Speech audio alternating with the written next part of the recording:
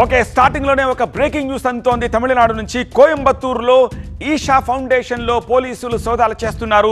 సద్గురు ఆశ్రమంపై హైకోర్టులో doctor Kamaraju petition వేశారు. తన ఇద్దరు కూతుళ్లను ఆశ్రమంలో నిర్బంధించారని అందులో ఫిర్యాదు చేశారు. బలవంతంగా తన కూతుళ్లకు సన్యాసం ఇప్పించారని ఆ ఫిర్యాదులో పేర్కొన్నారు. మెడ్రాస్ హైకోర్టు ఆదేశాలతోటి 150 మంది పోలీసులు సోదాలు చేస్తున్నారు ఈషా ఫౌండేషన్లో. ఈ సమయంలో వాళ్ళిద్దరూ మేజర్లు అంటోంది ఈషా ఫౌండేషన్. అయితే పోలీసులకు పూర్తిగా సహకరిస్తున్నామని ఈషా ఫౌండేషన్ చెప్తున్నట్టుగా తెలుస్తోంది. తమ ఇష్ట ప్రకారమే ఇద్దరు సన్యాసం స్వీకరించారని వివరణిచ్చే ప్రయత్నం చేస్తోంది. ఈషా ఫౌండేషన్పై దాఖలైన కేసుల వివరాలని ఇవ్వండి అని చెప్పి పోలీసులు అడుగుతున్నారు.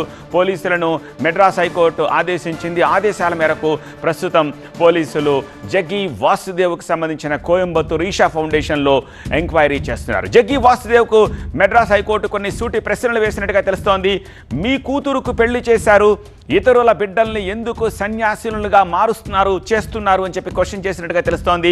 కోర్టుకు హాజరైన ఇద్దరు యువతులు తమ ఇష్ట ప్రకారమే ఆశ్రమంలో ఉంటున్నారని వివరణ ఇచ్చారు జగ్గి వాసుదేవ్.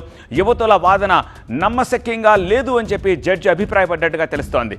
ఏ తండ్రి కూడా కూతుళ్లను సన్యాసినులుగా చెయ్యడని కోర్టు అభిప్రాయపడింది. తల్లిదండ్రులను గౌరవించడం నేర్చుకోవాలని సన్యాసం స్వీకరించిన యువతులకు జడ్జి సూచించినట్టుగా తెలుస్తోంది.